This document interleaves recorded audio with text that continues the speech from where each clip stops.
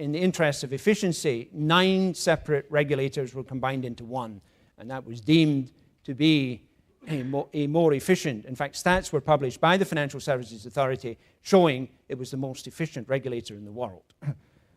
They are reconsidering their view. They've hired many more people, and it's not clear to me where the financial advisor is going to come out in all of this because they basically make it very difficult to do business for the financial advisor. A great deal of rules, paperwork, etc. have to be followed.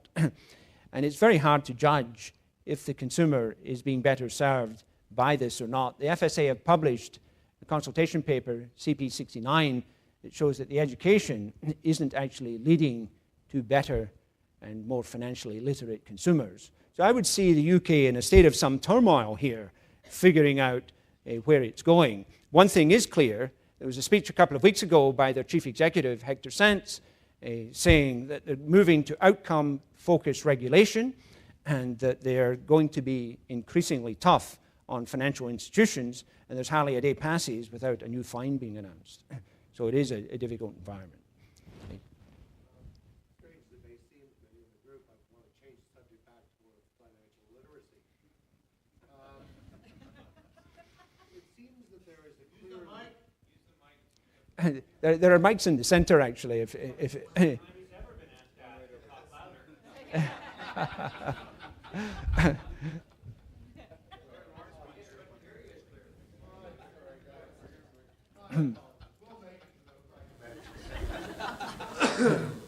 Now you're in hiding. All right, found a mic. I'm sorry, Mr. Stewart. There seems to be a clear linkage between... how about if I just make a phone call? There seems to be a clear linkage between financial literacy and lifespan and the quality of life. As a matter of fact, there's an article in this morning's Globe and Mail that is derived from a Statistics Canada study on the subject. Is there going to be an emphasis of your task force to improve health by improving financial literacy and a linkage with the provincial health ministries to that effect? I would say that based on perhaps wider statistical knowledge, there's definitely a link between financial well-being and longevity, and in many cases, health. There's no question that when you segment dimensions of longevity by socioeconomic status, people who are better off financially live longer. And so definitely there would be a strong correlation between these two factors. It's early days for us to be saying how our reflection of that reality and the linkage to health is going to come out. We as a company have started a very active role in participation, but I'm straying a little beyond my mandate here. So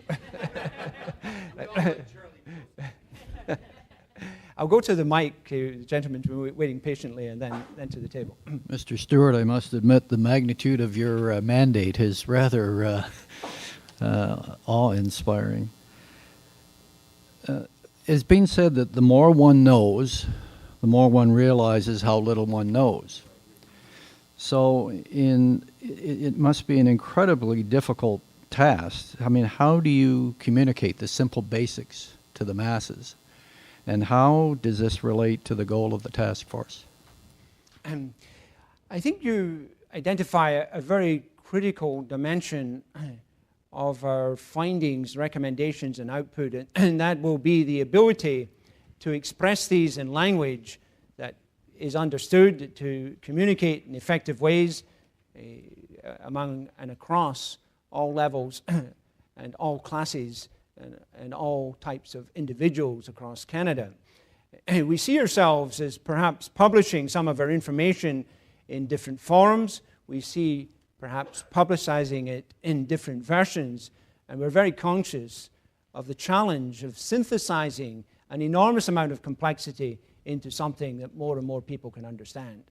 So that I would very much agree that that is a challenge, but it's one we're well aware of and one we're working hard to find the best solutions.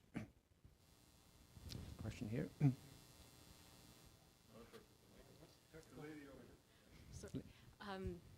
Sorry. Your last comment kind of leads into my question, which is there may be an opportunity to publish some of the other studies or information that you collect as you're putting together the final report of the task force. How would you suggest that somebody would go about quantifying the value of advice? Because consistently people say, you know, passive management is, you know, will yield just as much as active management, and is the whole question of, there's a big, in a sense, I believe, an attack on the value of advice as people in this room might define advice. In every topic that's come before us, there are existing bodies of research that, as best I can tell, reach opposite conclusions. And so I was recently confronted with a paper that casts some doubt and some question on the role and value of advice. However, the overriding issue is not principle, but action, and making people do something about their financial future is not to be underestimated.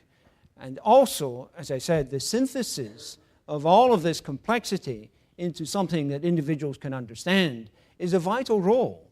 These roles are sometimes wildly underestimated, and we see some of that in other countries where it's thought that producing papers is going to make things better, and it's not. It's only action that will make things better. And so I don't know that you can separate the key aspect of advice